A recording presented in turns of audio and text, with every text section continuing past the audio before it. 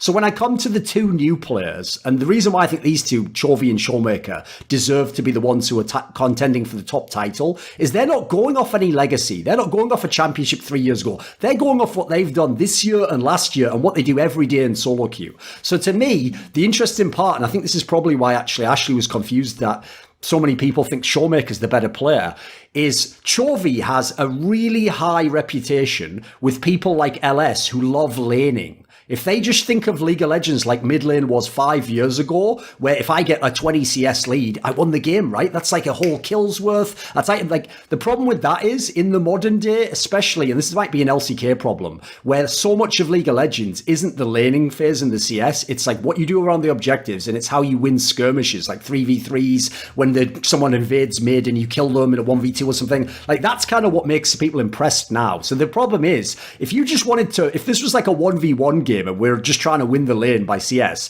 Chovy's probably the best in the world. He looks amazing at that. But Showmaker is the guy where if he goes off in a game, the way he impacts the map, I think it's amazing. Like he does look to me like, I won't say the best because I personally think Knight from Top Esports is the best, but he looks like the best Korean mid laner. That's obvious. That's obvious. No. You know, I'm not hating on him. Yeah, that's really obvious. I think what Chovy offers is slightly different from the other mid laners that we have discussed, like such as like Chovy's performance on set mid, for example. So if DRX abuses that a bit more, that difference a bit more, I think we're going to see something really unique. So what if we have Showmaker mid and Jungle Faker and top Chovy then? Jungle Faker? That's the dream team. He's trying to make a dream team. Isn't that a dream team? He's trying to make a silly dream team, isn't he? Yeah, I mean, you said that like he's playing more like bruiser and playing more like aggressive, like a top lane. Oh, Chovy top lane and mid Showmaker. Oh my god, that is like the dream Faker jungle. Yeah, that would be fun. That is like the dream fucking. Yeah, I will say since you were playing devil's advocate, I'll give you my counterpoint to that. I agree with you. Since people often do view, like I said about BDD, jungle is like a 2v2 mid lane position. In that scenario, you have to also look at who the jungler is. So I agree. I think Pyoshik is much worse in this particular case than Canyon. But I will say this as well. Last year, I saw Chovy play the entire year with Tarzan, who I don't care what anyone thinks because he was relegated. I bow down to Tarzan. I think he was like the best jungler in the world. I think he was just too good. And I think actually, he's someone I think is one of those players who deserves to be a champion, even though he never won the championship, except he never did. So my problem with that is Chovy also kind of played the same way even when he had Tarzan. Even when he had the jungler who controls the map and knows where the enemy is, he still didn't roam everywhere and didn't go and make his impact. That's why I say I understand why people who are viewing it in a solo queue sense. I get why they hype Chovy, because if you just want to have the laning phase is perfect, then after that, if it's solo queue, if you lose, you just blame everyone else. I was the fucking AD carry. Look at this. I was ahead in CS. I was 2 kills up. But it's like he does that at pro play, it feels like.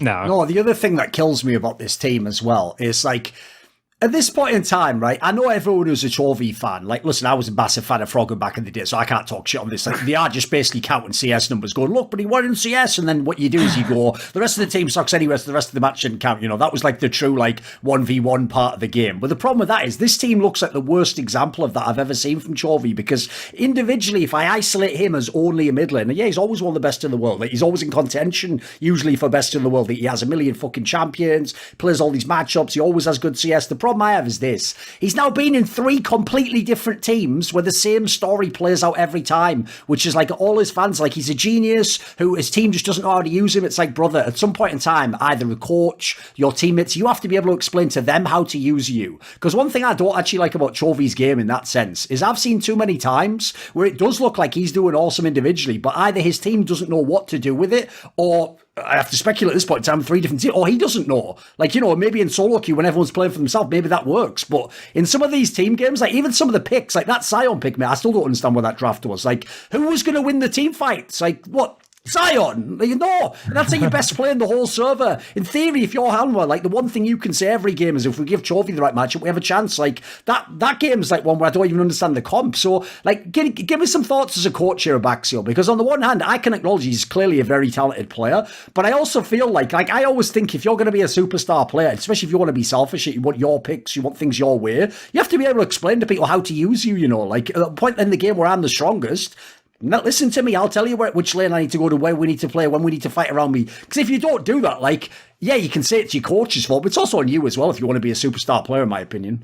I mean, and a lot of that's on the coaching staff too, or on his team to give him ideas. Like, there's a player in StarCraft. He was a Brood War player very briefly. Played in like the last OSL and came into StarCraft 2. You might have heard of him. Innovation. He was a mechanical god.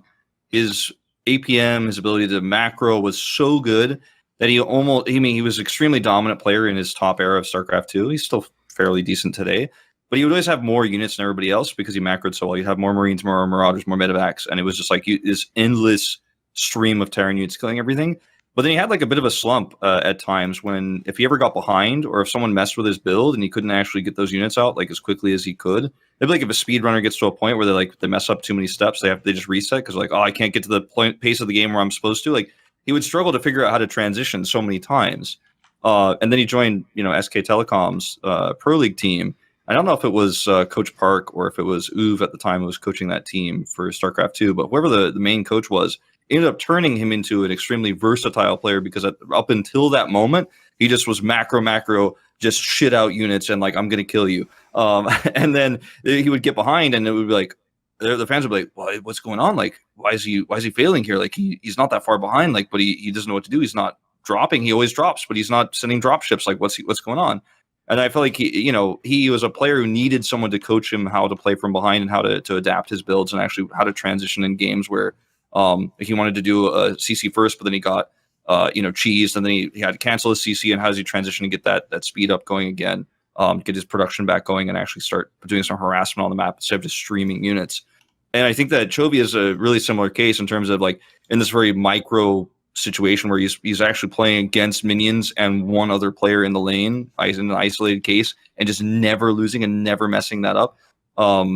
There are ways to like improve on what he could do elsewhere on the map. I don't want to say his decision making is bad by any means, but like he's not getting enough out of his team, and it's not just necessarily him, but the team isn't utilizing him properly, and like that's probably just a coaching error, or the coaches haven't necessarily realized that that's an issue.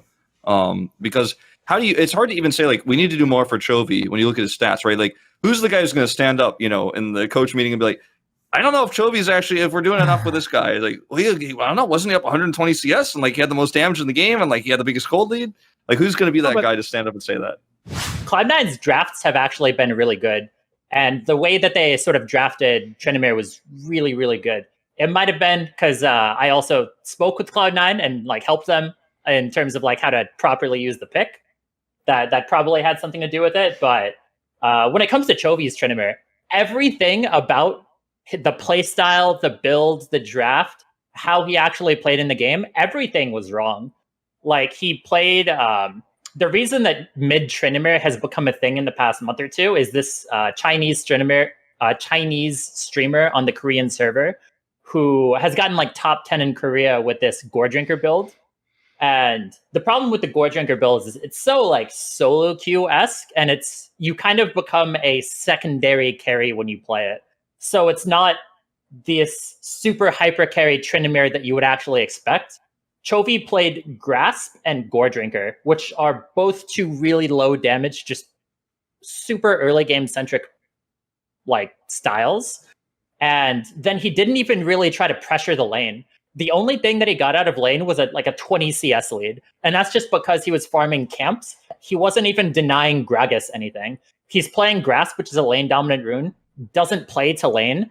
And then also just in the context of Hanwha life, it doesn't make any sense because you're putting Chovy, who should be the primary carry on this team, the strongest player, on a sort of a secondary carry type of style. So it's just a terrible way of playing Tryndamere. It's funny that obviously because the week one went so badly for Gen.G initially and they came in as the tournament favourite. I know now everyone, this is how whack people are. Now people are spinning it like everyone was saying no one said Top's going to win Worlds. Not a single LPL person was like, I'll sign up for Top Esports. Like nobody, because it's fucking Top Esports. You don't watch the LPL or something, you idiots. Like they're literally the number one. They're like the rogue of the fucking LPL. They'll always break your heart when it's the big moment. Just when they win the series that makes you believe they can do it now. That's that's when the cake, all the razors go in the cake, and you just fucking eat the whole thing, and you just, oh, bloody hell again, I've done it again. So the joke is, like, Gen.G really did look amazing coming into this tournament. Week 1, they looked not that good. They took care, as you'd expect with a true Korean elite team. They just took care of week 2, took care of absolutely every single team, no problem. Get them all out there. And so I actually do think coming in, like I'm going to pitch it to Jensen in a second, but I really do think there's a world where they just come in and they just murk damn one and that all this other stuff. It's a bit like what I was doing with the RNG one. It's like, well, if T1 has problems, and then if this player's inexperienced shows, and then if they get in a position where you can sort of outthink them and move on. It's like, yeah, there's a lot of ifs there though. The difference is if Gen.G turns up, and this is the reason why I do think they're going to win this series. I think they're going to win Worlds. I don't give a fuck. The reason why I think they will win Worlds is because they actually have the most basic blueprint to win Worlds, and it works. It has worked very consistently, and it is based around also having the 2 best players in the tournament as a 1-2 punch, which is obviously going to be Ruler and Chovy. Nobody has anything to contest those players. If those players can get the champions they want, get through the laning phase like they can, by the way, normally they just lane like motherfuckers, and they just get to the positions where they can have these fights, good luck beating them. Like the point was in Korea, the reason it almost became a boring split, it isn't that there was no competition, like 2, 3, 4. There was a lot of competition. The DRX ended up going to Worlds. Outside of Gen.G, there was all sorts of competition. There was only damn one with this weird playing style had any chance against Gen.G. I have one last topic, Dom, which goes like this. Since, like, I don't know how they broke you, but they broke you during MSI, and you actually said you had Chovy as the best player in the world, just the best player in the world. Yeah. So what is the reason that makes him better than Knight for you? So the way that I view Chovy, like, it's weird, right? Because I don't think that Chovy will perform the best. That's like not my argument for Chovy being the best player in the world. The way I try to articulate the way I think of Chovy is that if you were to come down and do like an analysis of every single part of League of Legends, you're like, this is laning phase, this is side laning, this is team fight vision, this is skill shot accuracy. If you're doing like a Madden rating, basically, of all the different aspects. If you looked at every single aspect of it, he would be like the highest overall. Okay, I can see that. All of those different stats. I just think that his clutch factor just isn't there. He's a bit of a choke, and that's like one of the most. That's one of the most important things. You know, like he doesn't have the ability to just win those games that really, really matter. So when I say he's the best player in the world, I think that he has like the best skill set in the world. But he's not able to use it when it matters a lot of the time. And just the way I feel like he needs to have more ego in a way. Like when I watch a bunch of the series, the ones that stick out the most to me out of all the series I've watched Chovy is that 2019, like Griffin versus IG, I believe, was the quarterfinals. When they kept playing the tanks in that. where he played tanks over and over again, right? It was that one where I'm like, dude, like you have to play carry, man. You have to just say, like, give me the fucking rock. Like, I'm going to carry this game. Like, I'm Chovy. I wanted to see that. And then in the series versus BLG, that's the other one that sticks out because it was the same thing if you're playing all the enablers. You played 2 games of Annie and 1 game of Lissandra. Yes. Like, you're Chovy, man. You're the one, like, how are you not first picking Ahri? Like, you're the best Ahri player in the world. That's your champion. And you're not picking Ahri in that game 3 after losing the first 2 games. Obviously, if the series is going well, you don't have to have a carry approach. But there's times where the shit hits the fan in the series and it's like, all right, you need to step up or you're going to lose. You know, we saw the same thing in game 4 of semifinals at Worlds. See the same thing here where I feel like he just stays too far in the pocket. He needs to really like just believe more in himself. Like he is somebody who has the best skill set in the world, in my opinion. I'm definitely in the Knight camp, and I've been there for quite some time now.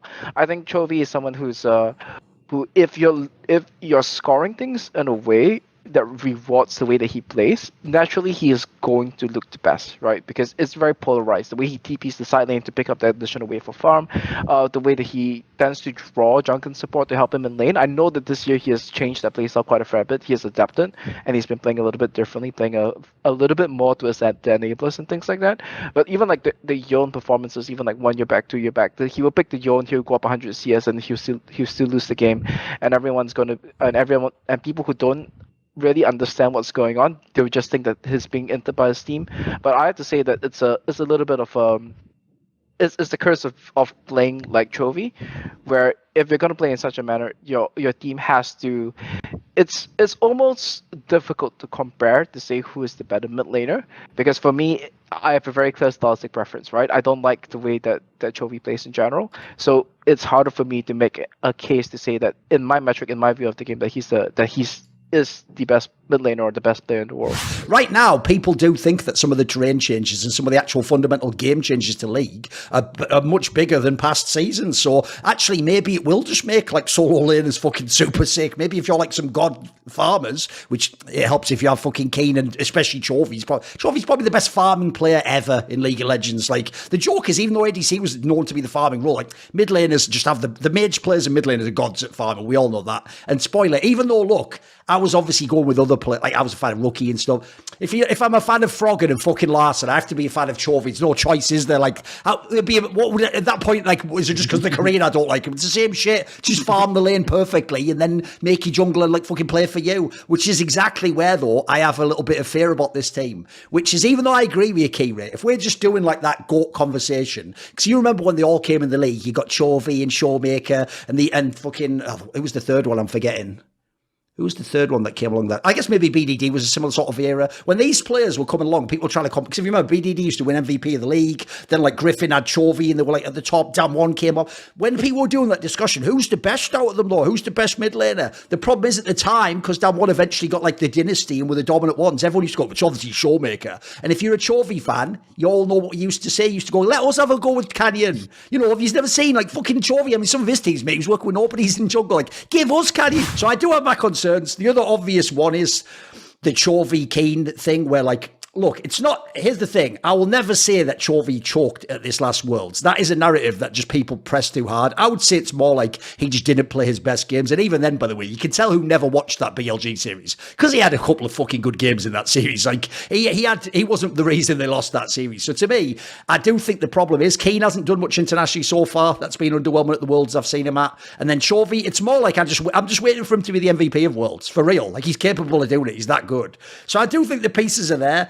And I think your point's very good as well, Kira, which is even though some super teams can fail, I actually don't think a team with Chovy can actually fail in LCK. Like the other thing about that sort of player who just is a mega farming mid laner and a mage player, they're the ultimate floor raisers. It's why Larson on Coin, they could only get so bad because they've got a player who's always going to win mid and always have his matchup and always have priority. Like that does matter in this game. Like it's why I always say, if you actually want to see the split that showed, that even if you don't like Chovy, he is some sort of god, even if you think he has flaws. It's the ones when he had like the bad hand with life and he was getting them to like the finals, guys. Like if you ever go and look at those rosters, man alive, that is inhuman. That some of the stuff he was doing was bonkers in those seasons. So I will always say this guy's unbelievable. So by the way, any team that has Chovy has the chance to be number one team in the world, in my opinion. Obviously, the main problem here is like how do all these pieces fit around them? You know, I'm always rep my set, and the people who've got my back are the following people who support my videos: Matt Pugnatio, Rajcula, Jason, Jensen Goh, Tosh,